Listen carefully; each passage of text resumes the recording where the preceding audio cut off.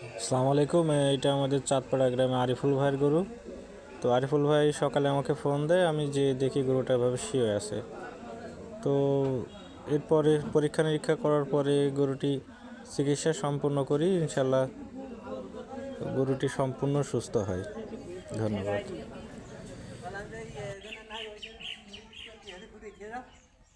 গরু calcium short করে বাছুর হওয়ার 20 দিন আগে আর বাছুর হওয়ার 40 দিন পরে।